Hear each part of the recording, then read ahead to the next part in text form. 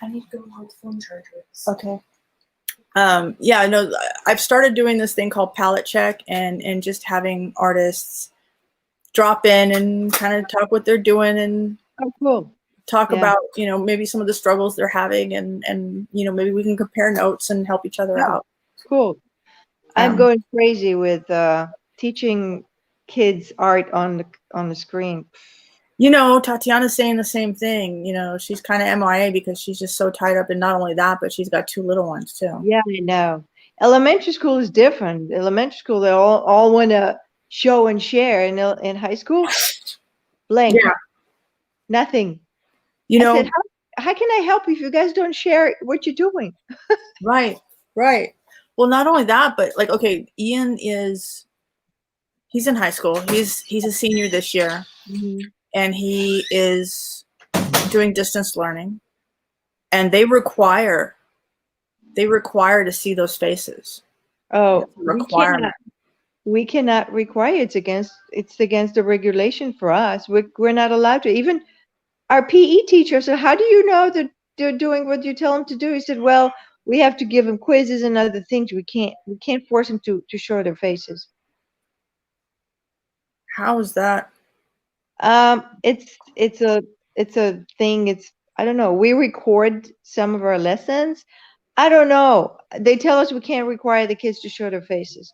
I said, don't show me your faces. Show me your hands doing work. I need to see I don't see. I don't know. Those who don't show me, they're failing. What can I tell you? Well, how are you supposed to teach a visual medium like art and not see? Well, they're going to have to take a picture and upload it into the online class that I have. That's what's going to have to happen. I don't even know who does their work. That was going to be my next question. Don't know. Because Ian had an art class at just as COVID hit, and we were doing pastels, and he was behind, and I felt a little ashamed that he's behind in his art class. So he and I are doing art, like mostly we're having fun, we're having a blast, but he was doing a lot of oil pastel work and blending and different things, and he had to show his different techniques. And I'm like, we had to photograph it and upload it to Google Classrooms, and that's what we have to do. Yeah. Yeah. And then for some reason today, he was supposed to go into some different program and write 5 sentences, and he couldn't get it to work. And so like he's being left behind. And the thing is, oh, here's Gretchen. Hi, Gretchen. Hi. Yeah. How are you guys? Good. We were just talking about school and distance learning and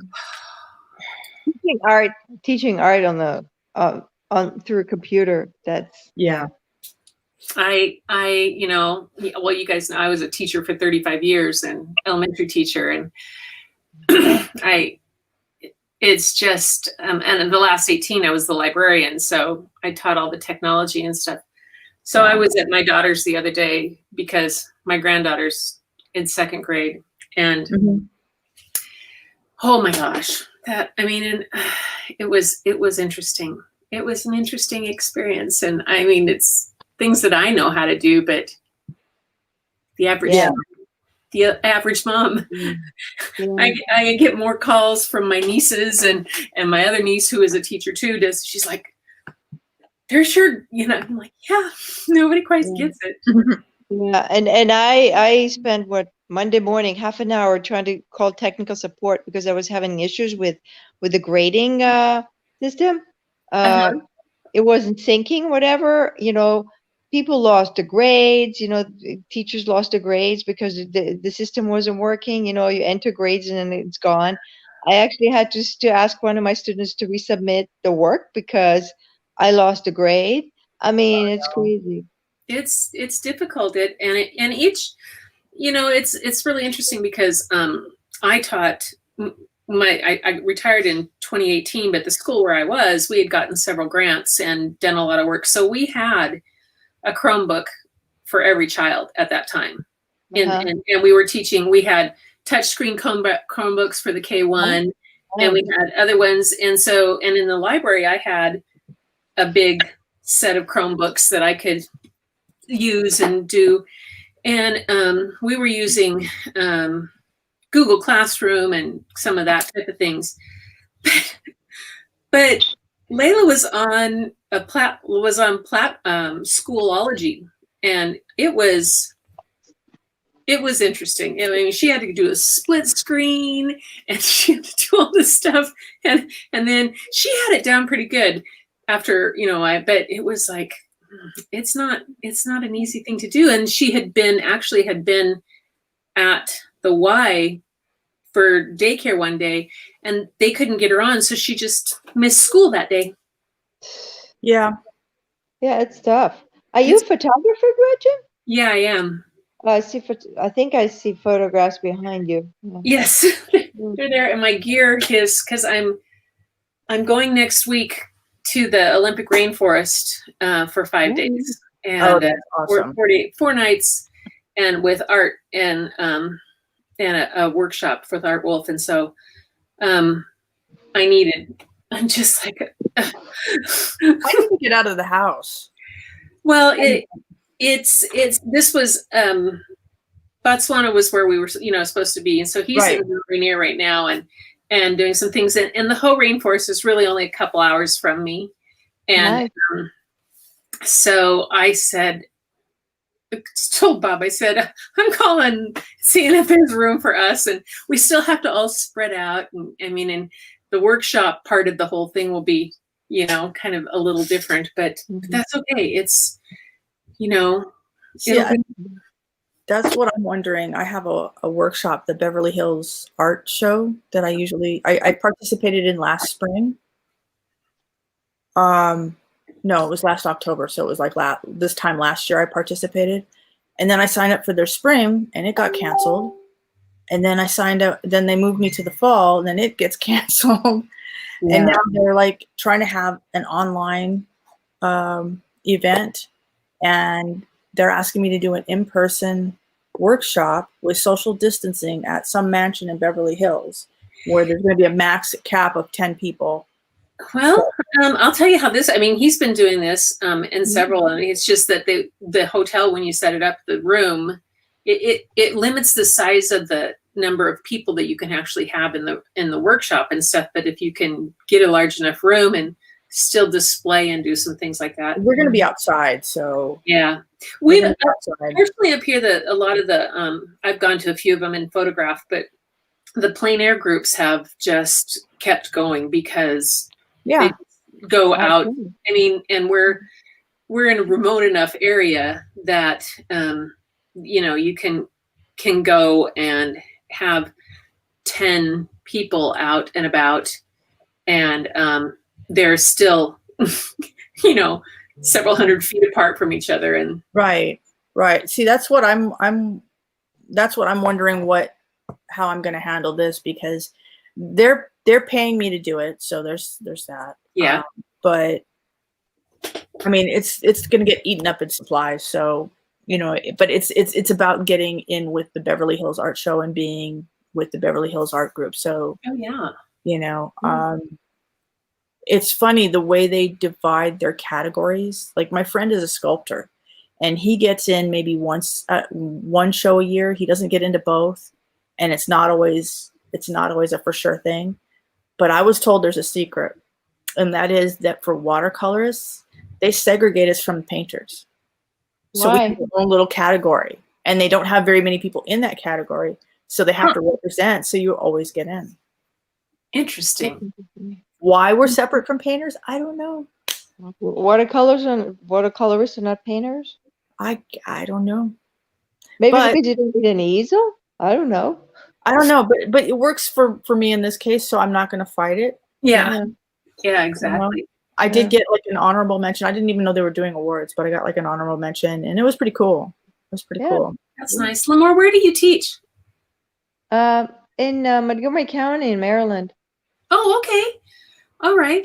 East Coast, yeah. Yes. Yeah. Yeah. So do you live in Washington, or? I do. I live in if you know where Seattle is. Yeah. Okay. So, and you go south of Seattle and then you head toward the coast, you end up on what's called the peninsula, or the Olympic Peninsula, Key Peninsula. And I'm out there. I'm actually surrounded on, 100 yards that way is Puget Sound. And a mile that way is Puget Sound. So I'm surrounded by water on two sides. Yeah, So I was there. I was in the Olympic Peninsula many years ago, but I was there. Yeah. where are if you've been, did you go to like Lake Quinault and up to the rainforest or anything? Lake Quinault is the old, it's a beautiful, beautiful, the Lake Quinault Lodge is, if you've ever seen the lodges, like pictures of the lodge at Timberline at Mount Hood or at Paradise at Mount Rainier, Lake Quinault is in that too. They were built in the 30s and with the, what was it, that group that, the same way that they did Yellowstone and type of, so, but these are all these beautiful wood, I mean, they're just extraordinary pieces of architecture. And Lake Quinault is just a pretty, you know, I mean, it's the rainforest. It's 200 inches of rain a year. Yeah, I So- was at the rainforest. I visited the rainforest. Yeah, we did a tour. The San Juan Islands, right? Yep. Yeah.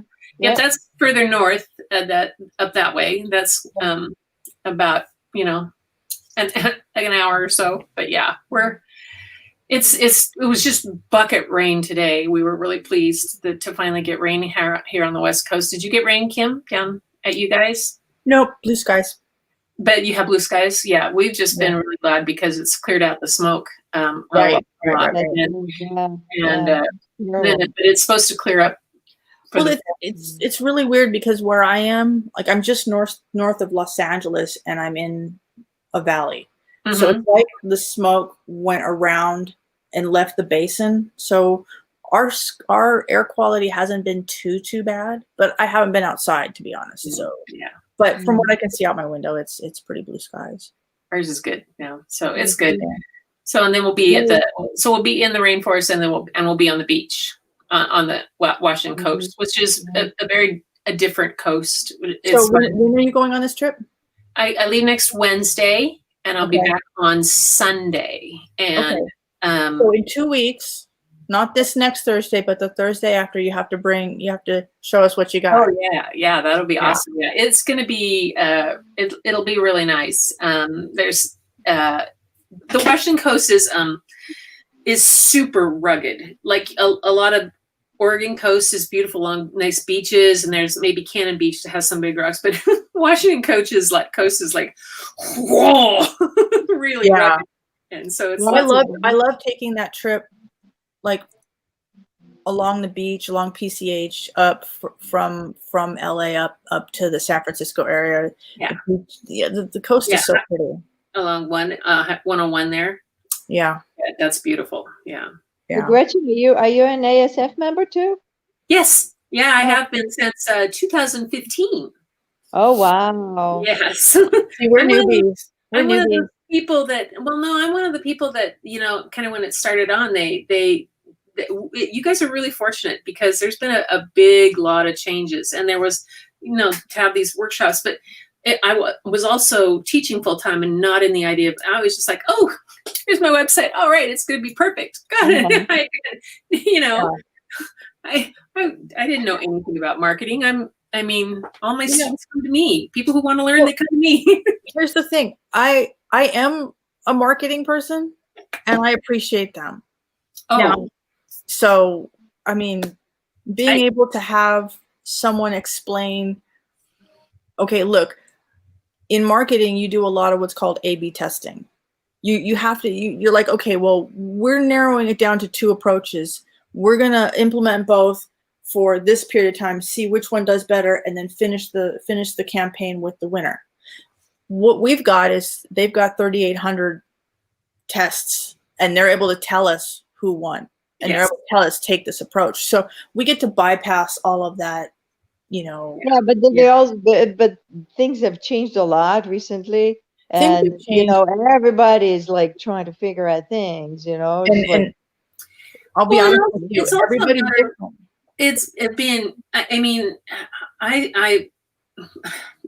Patrick probably, if he went back in his notes from like 3-4 years ago, went like, oh God, that's that person. And I spent hours, you know, oh my God, it's Bob is her husband. Oh my God, you know, because it would come along to like, you know, Q4 and I would be like, oh my God, but I wouldn't have done anything all along. And I'd be like, what's going on? I'm not getting any traffic. Well, did you send any emails? Did you do this? You know? Yeah. But the technology changes, all the stuff that's been added to Oh, yeah. Instagram and Facebook, and it's constantly evolving and changing. And Well, it's I've been kind on of, Instagram and Facebook and doing that for ages. That's not been a problem. Instagram is like, and I had the creator studio figured out for some time to be able to do all of that kind of stuff. And that part it's not the technology. I have a master's in technology. Okay. But it's from 1998. Okay. yeah. Yeah. Things changed. And so technology has never bothered me, between the master but and it's being not a farm girl. bothering you, but people use technology different. The Oh, yes. demographic changes, new things come, things shift. It's constantly. Algorithms change. And I can't keep up anywhere near as fast as I used to. It's like, what? Yeah. My So- problem is oh, look, we have Mr. Rich Gallego. Hang on.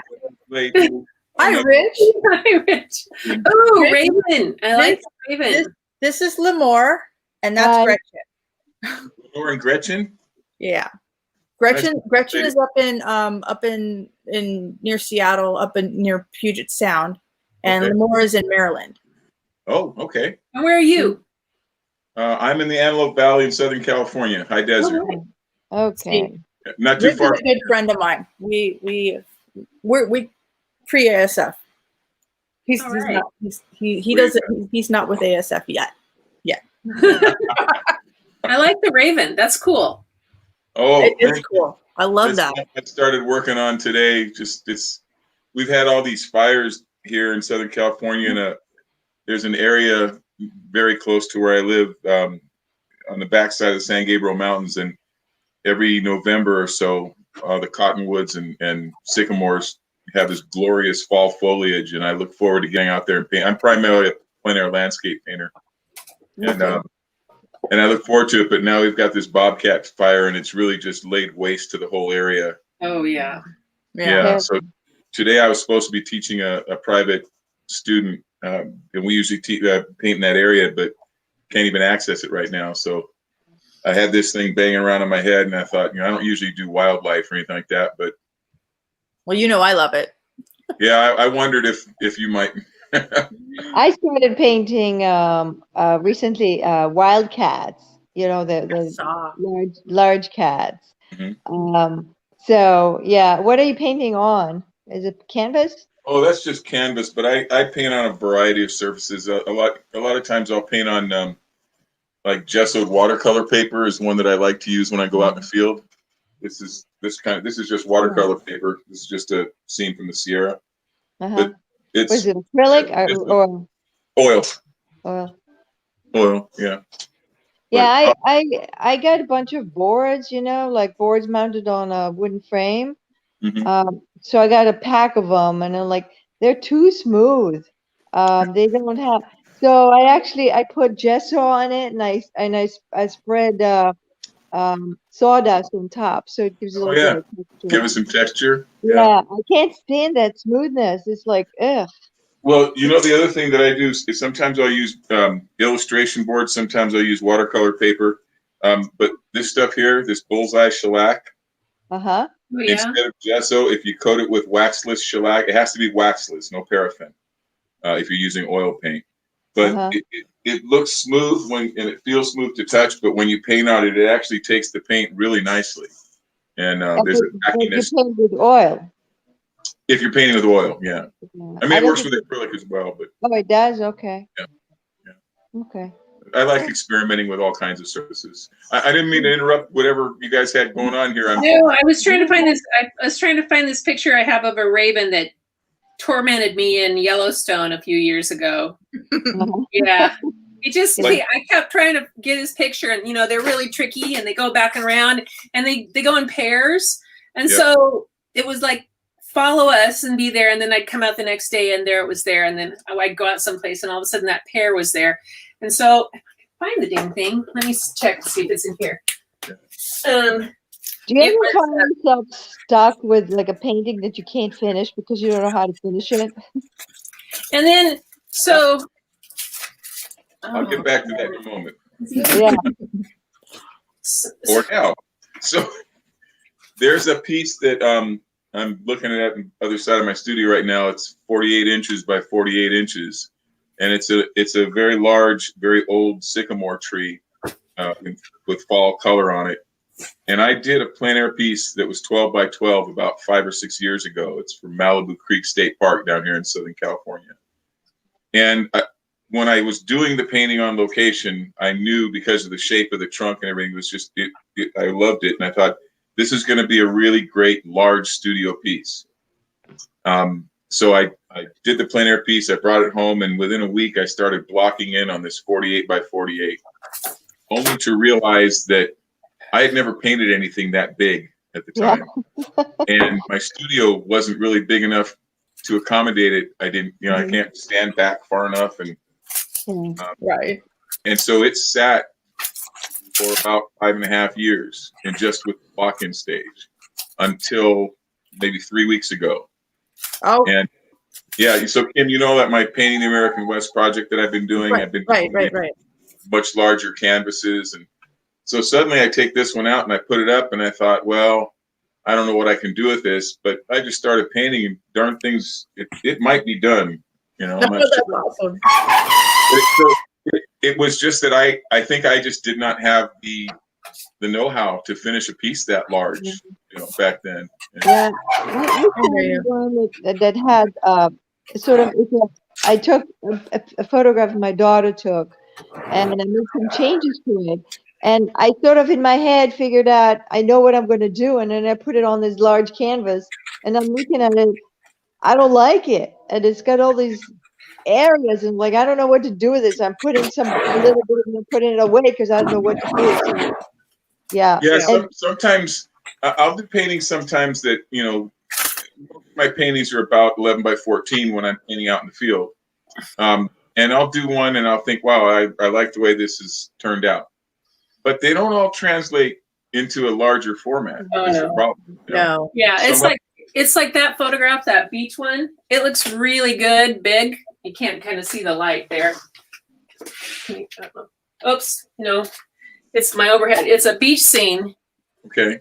And, it's a log and it looks really good in black and white and that big. Get it small and it just doesn't have the The impact, yeah. same kind of Yeah. thing. It happens. Sometimes I'll do one and I'll think, okay, this is going to translate really well. And you start doing it. You go, no, you know what? This is better just being left as an 8 by 10. That's all it be. And Well, I painted. maybe that's just my skill level that can't do it. I don't know, but some of them just don't translate. I like painting in larger formats, but I overextended myself with my 2 wild horses that started off as a commission. Then she abandoned it like partway through. So, and then I picked it up and finished it, but it's 42 by 28. I don't think I'm going to do that big again. No. It's just too big.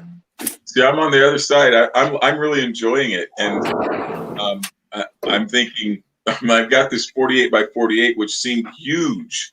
Right. And now I'm looking at it, I'm going, there's this one I want to do of the Alabama hills with the clouds, the thunderheads kind of radiating out from behind these boulders. And I did the little one and and I'm going 70 by 70. That ought to do it.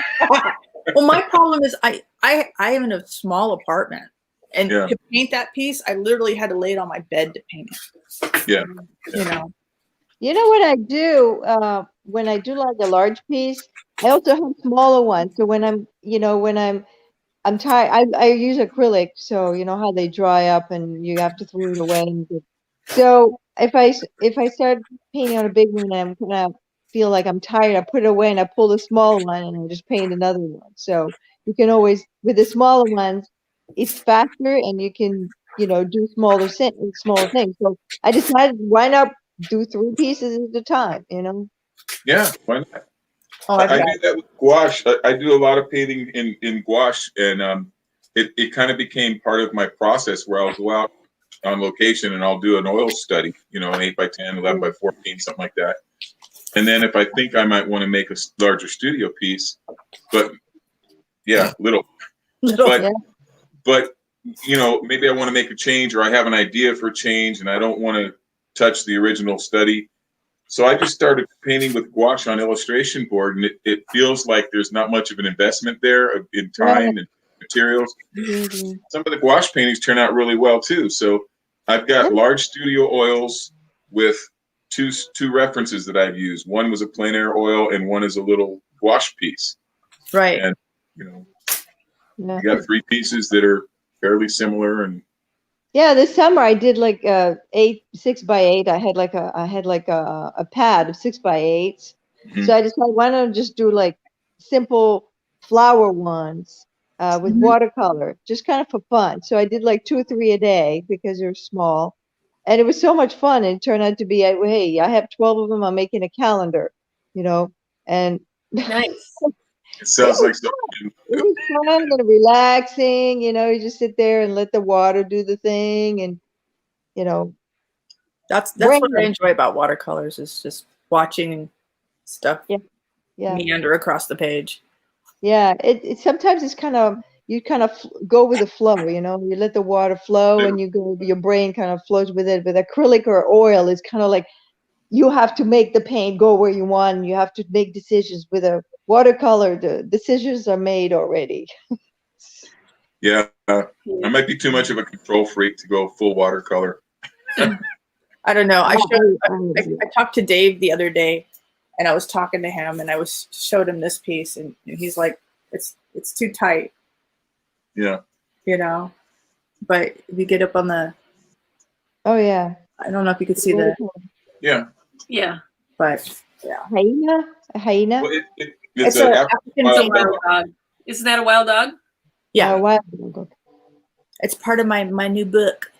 Yeah. But Dave's idea of what is too tight, I mean, Yeah, that's, and I'm not knocking Dave. I'm just saying that we all have our own opinions and sensitivities. feelings about things. Yeah, My work to me it tends to be more tight than I like it. But everybody I know is trying to loosen up and get impressionistic, and that's not who I am. And I want to be. I mean, you remember my old stuff. You remember my the first stuff that I came out with back in 2005. It was a lot.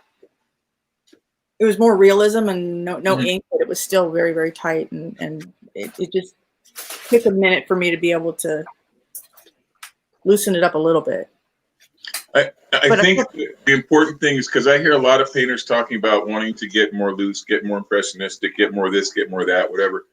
And what I don't hear a lot of is people saying, I want to be authentically me. And we all have our own personal aesthetic. And I get that you might want to borrow things from certain painters whose work you admire, you like an effect. Somehow we all do that, right? Right. But I think in the end, recognizing who one is, and then just being the best at what you do that you can be is a lot better than trying to mimic somebody else. It's a really a good point, and this is something that I'm sure everybody struggles with. Like when I paint and I'm looking at something and said, why can't I just be okay with this because this is who I am? And what I came up with, rather than try to be something else, but just the thought that this bothers me, that's too tight or too refined, is who I am. It's an interesting It's my from my aesthetic. point of view, from that I get a lot of, because I tend to yes, I'll do black and whites and I'll do realistic, and wildlife is one of my favorite things to do. Yes, Kim, you saw my bear book? Yes. A Day in the Life. Yeah. So I did a kid's book because I was a children's librarian, because I originally did it for my grandsons because they wanted to know where I'd gone and how I'd taken pictures of these crazy big guys and how close was I. Oh my gosh. Yeah.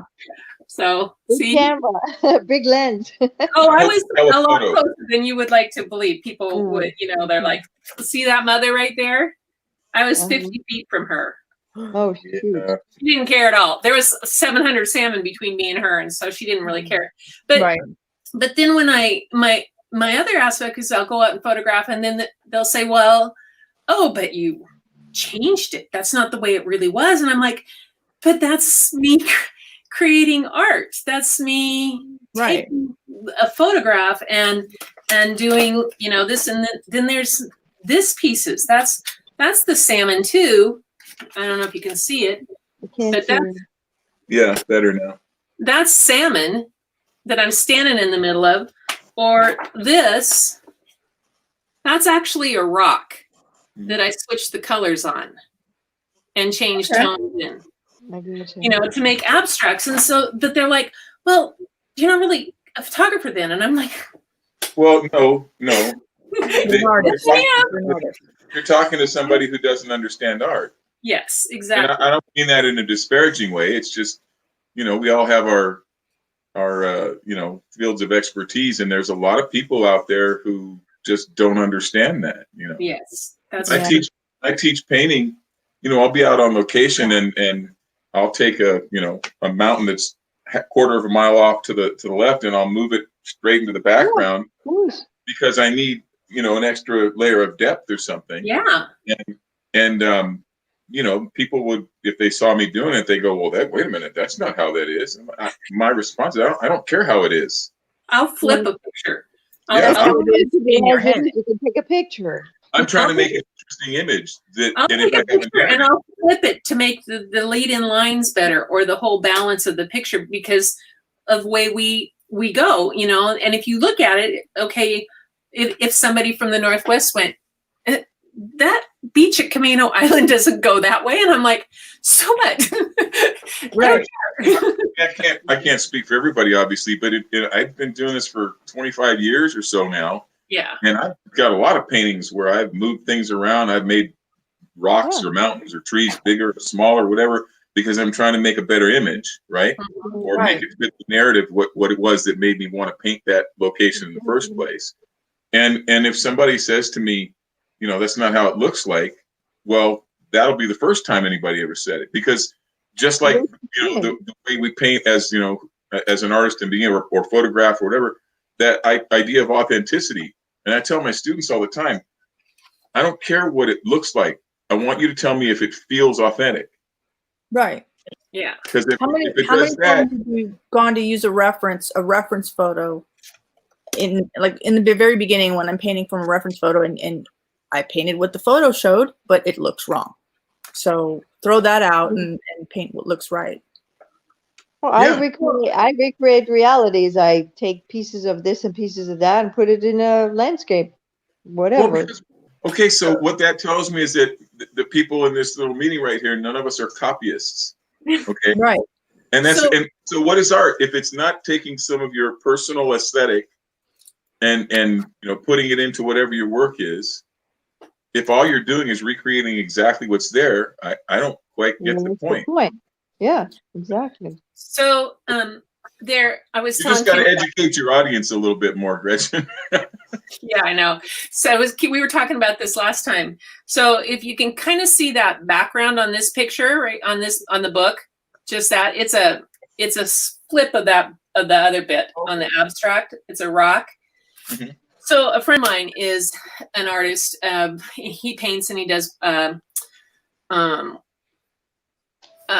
oil pastel, and his wife is a friend from mine when I was like 6 years old. Her dad and my dad were best friends.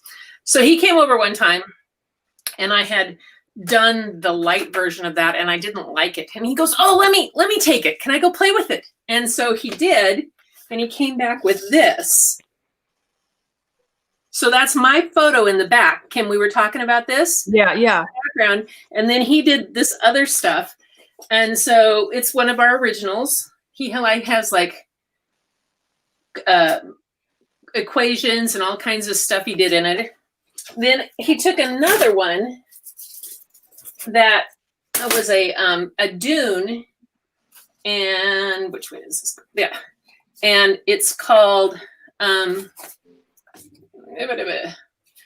Finding Water on Mars, where you see there's just a little piece of blue right there. So he played with it and did some things.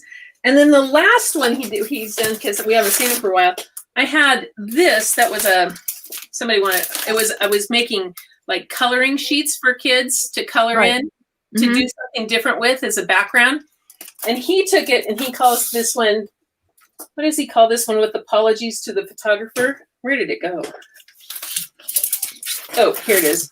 And it's a woman watching, and it's a collage that you just. So this was one of the things that I thought would be fun. That since I'm kind of not a painter, or anything, To but catch Lamar and Rich up, I'm going to catch you guys up. Last week, we were talking about this concept that a friend of ours had done, Katie had done, where she had people over and she had everybody start off with a blank piece and they'd start it in about 20, 30 minutes in. They're like, okay, swap it, you know, and you'd give it to the next person down and everybody would like work Yeah. on different pieces and then what you came up with. So we were thinking how neat it would be to do that during COVID, to kind of do or an iteration of it. And so this, it's really hard for you to see all of this, but there's actually a woman's face up here. There's all kinds of stuff in this collage. It's just, but that background picture is what's behind there of this one. And I thought that would be fun because this way, I mean, I could send you guys, you know, a background image, something to do and see what everybody came up with. Wouldn't that be a hoot? it'd be like I think people did something like this, a project where somebody created like a website and you added things to it. And it was like, you know, groups of like people. Wikipedia. So I think the woman, there were projects that were done throughout the years like that. Yeah. like, It's like, has anybody on here on TikTok? No. Okay. So the TikTok has woman- a format. can you see the woman's face now? Yeah, right.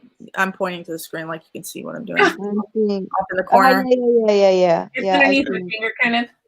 Yeah, where you on the side where your hand is. I don't know Yeah. if it's right. Yeah. Yes. Well, So anyway, he did all kinds of. I mean, I have a couple of his pieces because he and my friend Suzanne were on a sailboat for 6 years, and so all he could take was his oil pastels as they went around the world, kind of, and you know, just some pretty amazing. As he says, you can read by the light of the Milky Way off of Papua New Guinea in the middle of the night because it's so bright. So anyway. no, but I was going to say TikTok has a format where you do a video and then like someone can do what's called a duet. So like they're responding to your video. I can just see someone handing this to the right and then like the response was taking it from the right, doing something and then handing it to the right. That would be fun. Oh yeah. I've seen my would be nephew does stuff like that. Yeah. Cool. See, Yeah. for me, something like that. I mean, I don't know if there's an audience or not for the finished product. I suppose there probably would be. But for me, the value in that is getting input from other artists and seeing what they do in response to something. And it's like I never used to like looking at abstract art because, so what was kind of I do plein air, landscape, traditional, representational stuff. That's what my thing is. Mm-hmm. So you think a lot of things when you don't know anything. And then when I started realizing that, I don't have to do abstract art to find some value in it. And now it's amazing how many things I take from abstract pieces that I've seen and I incorporate either the actual, like a color relationship or shape relationship, or maybe it's just a concept, maybe it's using fractals to lead the eye or something like that. Yeah. And so something that you're talking about, my curiosity would just be, okay, what am I going to get out of this? But I don't mean that in a, what am I going to get out of it? I mean, like, cool, bring it on. Let me see what I can get. Yeah. And that's part of what the photo trip that I did a workshop of photography abstracts with art a year ago. And this one, we're going to be on the beach doing a fair amount. And it's just the colors and the things and that you can get in places like that where most people will like going to Yellowstone. Most people will walk along the boardwalk or see something and go, oh, look, but they don't look down and see the amazing pastels and colors that are cascading over at Mammoth and all that does. And, that's something else. So isn't that, I shouldn't ask it this way because it implies that it's everybody else's job as well. But I see my job, at least in part, it is to get other people to see what they walk by every day, you know, Yeah. and appreciate. So for me, the question is, but the larger question is, what is beauty? What role does it play in my life? And how does it enhance my life? And once I got that pinned down, I think, well, how can I get other people to see it, right? Yeah. So it's always to get people to see the world through our eyes to some degree, Yeah. right? Exactly. And that's my I'll tagline. go someplace and paint something where, you know, you've got Half Dome right here, and I've painted Half Dome, but I've also painted the scene looking, you know, quarter turn to the right that everybody walks right by, because there's something going on there that's really beautiful if you just look, right? Right. Yeah. That's what my tagline is: finding the beauty hidden in plain sight. Yeah. You know, Yep. so that's because that's what everybody walks by. It's amazing how many times I'll be photographing something. And this happened when we were in Hawaii. I was laying down on the beach. I was taking this low angle shot. There was the water coming up over just this little rock, but I was just the way it was coming up. And people were walking by, first they asked my husband, is she okay? You know, because I'm, is she okay? Did she fall? Did you need help? No, Yeah. she just sees something that none of the rest of us do. Yep. That's the way it works. And you know, you can extend that to like the wildlife that I like to paint. You know, it's people aren't paying attention, and they're not realizing what's happening, and that's what I feel my job is to bring attention to that. And I think that's what you're saying, is bringing attention to where people are overlooking, and you know, the beauty of Yeah. life. I'm thinking maybe on a slightly more micro level than what you're talking about, but it's the same concept. Right. You know? Right. I mean, Yeah, a lot of the flowers I do are like macros, because I like the veining in the flower, and the way the water drops sit on the petals, and you know, there's that kind of closeness. But yeah. See, but that's the kind of thing that I'm talking about. You know, I remember doing a Wyoming plein air event. It was the first plein air competition I ever did, and when I got back, my wife asked me, "Okay, well, what did you paint?" You know, and I started showing her all the stuff, and I said, well, here's my favorite one. And it was this clump of weeds. That's all it was, right? But the light was hitting him a particular way, and I really liked it, and I thought the painting turned out well. And she said, well, you went all the way to Wyoming to paint a clump of weeds? But it was that clump of weeds with that light on it. So, Yeah. you know, painting a flower with a little drop of water on it or something, you can say, well, that happens billions of times every day the world over. But if nobody sees it, Did it really happen? well, it happened, but it's Yeah, I know. there's beauty in that, right? I mean, Yeah. and And I think it enhances your life that you noticed it, and it enhances other people's lives that they get to see it. And I think the lucky thing as a photographer, I'm able to stop and see those things, and people who would have walked right by stop and say, what do you see? We were in Yellowstone in October, woke up to 6 inches of snow and 14 degrees, went, whoa, okay, got out of the trailer and headed out. And I said, pull over here because there's a little hot springs and I wanted to see. And everybody, I mean, some cars later were coming and starting to walk, and they were walking on the boardwalk rather carefully to go over to the hot springs where the steam was all coming up. But I turned around, and where the steam had come up, there was a pine tree. So every needle of the pine tree, the steam had come around it and frozen instantly. So I had this beautiful piece of the pine trees of the coming down with frozen crystals, clear frozen crystals, and steam behind it around each one. And I was just like, you know, right up there. And this whole group of Sounds like an art. came by, and they're like going to the hot springs, like, and then they're like, what is she doing? And they look, and it was like this universal, you know, gasp on them. And I was like, yes, they saw something. You got someone to slow down and look. I think, and that's the thing. Like I'll tell people that, you know, like if you're driving down the street and you see this brown thing with a bunch of green things around it, you know, your survival instinct tells you, okay, that's a tree, don't drive into that. But that's really all the information that you take in. right? Mhm. It's certainly not enough to appreciate that on any grander scale. Mm-hmm. But if you're going to draw it or paint it, or I suppose photograph it effectively, you're going to start looking at all the negative spaces, and you're going to look at all the different angles, and you're going to notice the way that the trunks and branches attenuate by a third, every time they shoot off from it. You're going to see changes in temperatures and all this stuff, right? That you need to be able to know if you're going to render it properly. Mhm. And just that alone means you appreciate that tree on a much deeper level than somebody else who's just walking or driving past it. Yes. And doing what we do, I mean, this has been my experience anyway, I can't go outside and look at anything without seeing it in paint, right? Right. It's all that stuff. So and I feel like that's kind of the blessing of being an artist, is that I get to appreciate my world on a level that most people don't. I sometimes feel like I'm overcomplicated things by trying to make it too much of, my own spin on things instead of just doing it because I feel like doing it. This is good enough reason. I don't have to find beyond reason, more reasons than just this is what I like and this is what I see.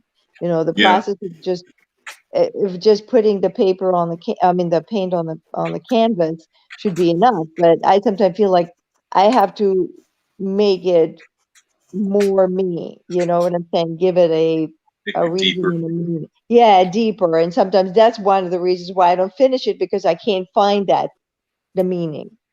Yeah. Mhm. Yeah, it's hard. I mean, and I don't know that this is your case, but I know it happens to some people.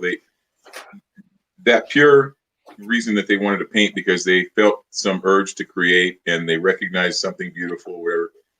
And then, of course, the further you get along and the better you get at it, then other things start to complicate it. Like, well, my gallery wants more of these because they sell better, or the market is doing that, and should I try to paint to the market or should I not?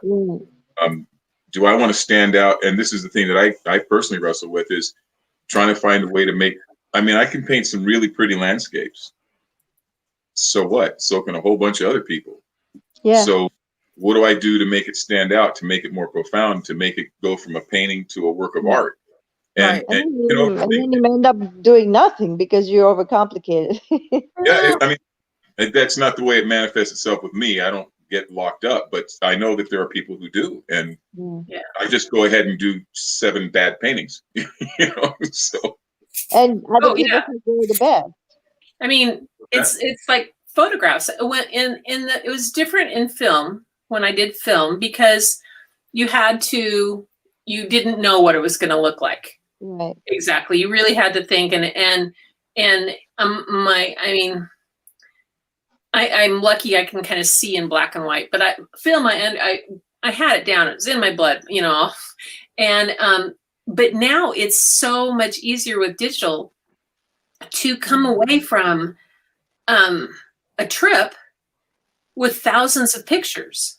I came back from that bear trip, 4 days photographing bears in Katmai in the middle of nowhere, with several thousand pictures, of which only about 50, I would say, are good. And I'll go to the Ho next week, and I know, although I will have an instructor who will be a little bit harsh on me, which is cool.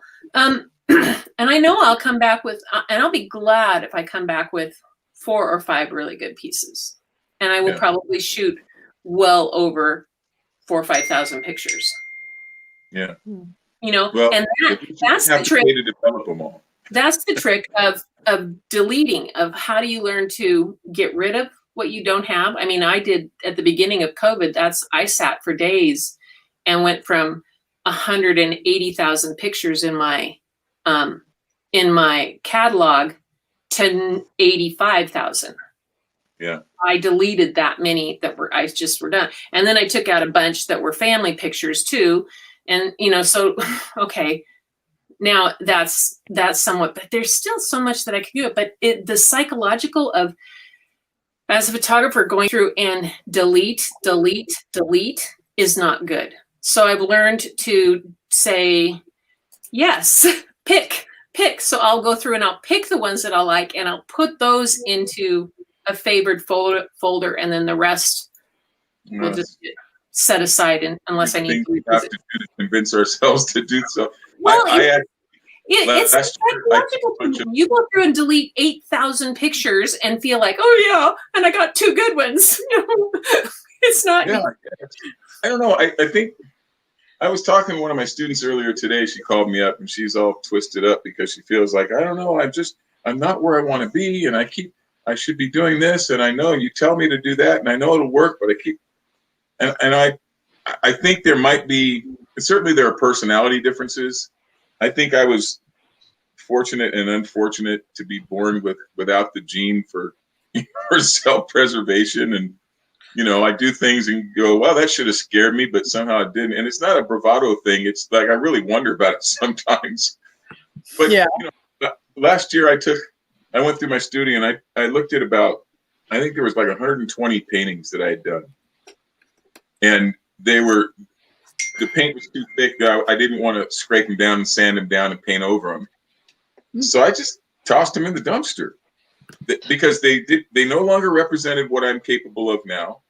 They Right. weren't see a frame or an audience. I didn't want them to be out in the world anymore, right? They were very useful in getting me to whatever the next level was, but they'd served their purpose and I needed to get out of them. I needed the space. So I tossed them in this big dumpster and I took a picture of it and posted it on Facebook, and it was rather cathartic for me. I thought, great, I don't have to see those again. I'm done. I've moved Like on. This one's I no got- good. I printed it. Yeah. But it didn't bother me to do it. But I got people on Facebook that excoriated me for doing it. You should have donated those to an old people's home. You should have given them to these people, and that I would have taken them. I'm like, Really? It's not what you want out in the world. That's what they don't. they overlooked that part. Yeah. We had ownership Gonna of do. this. So, I teach art too. I tell my students, you're the gods of your creation. You get to play God on that canvas, and you be the God. Do Yep. whatever you want. Yeah. Mhm. I think that's why I've never wanted to really be. I never was a portrait photographer. I was a teacher and I spent several years on the side as a makeup artist.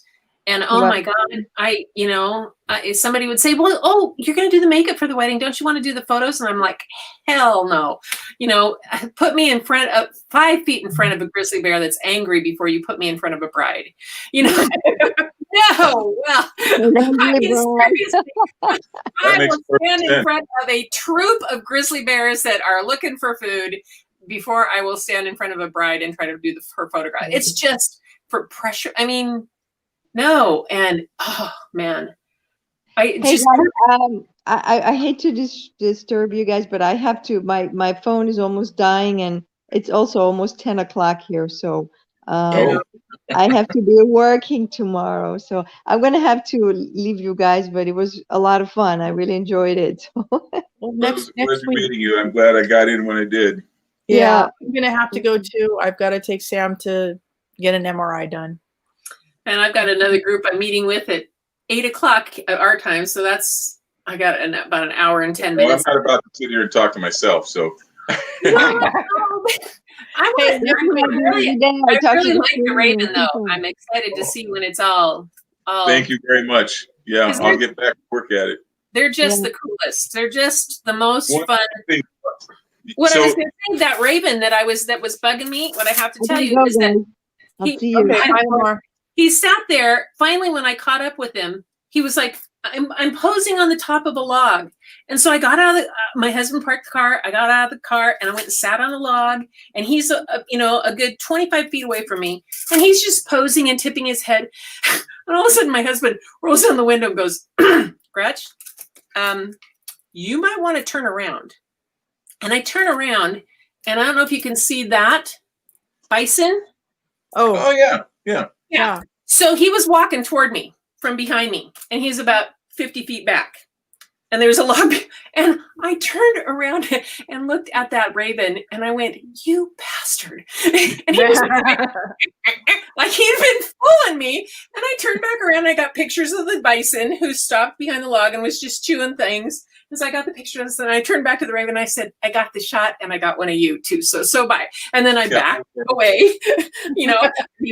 I watched them backed into the car and we laughed. But I was like, that little Oh my God. They're Oh, just Yeah, hilarious. and I don't know if I were you, what I would like better, the pictures of the story. Yeah. See, that's what makes the pictures valuable is the story behind them, Yeah. Oh yeah, Ravens are something else. the whole Absolutely. experience. that's why when the raven, this is one of the few birds that I don't do a lot of bird paintings. Kim, you've already seen my hummingbird, but this is the other one that I've done. Is this hummingbird Oh or my God. what's left of him? Yeah. But it's the story. My wife loves hummingbirds, and she's been bugging me for a while. You know, when are you going to do a hummingbird painting for me? Well, I came across this, and I thought I've never seen one with a completely articulated skeleton still intact. I'm going to paint it. I bet Ludell loved that. That's great. Not so much. I like it. Didn't get the heartfeltness of it, huh? Yeah. Oh, that's hilarious. Oh All my right, God. lady. Well, Kim, see you next week. Yeah. Are you promoting this at all? Are you still trying to get people to watch, or are we just hard at talking now? I'm cool either way, but I'm promoting it. I'm trying to do what I can to get different artists. I put invitations out to at least 15 artists each week. if you send me the link a couple days earlier next Yeah. week, I'll put it on my Facebook or whatever and see if I can get people to. Oh, that would be great. That would be great. Yeah. Okay.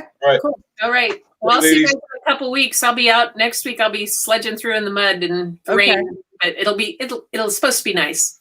Sounds Okay. like fun. I'm All going to be on the Pacific coast in the Hoh rainforest photographing. Yeah. So Sounds great. Cool. yeah. Enjoy. All All right. right. Here, ladies. Bye, guys.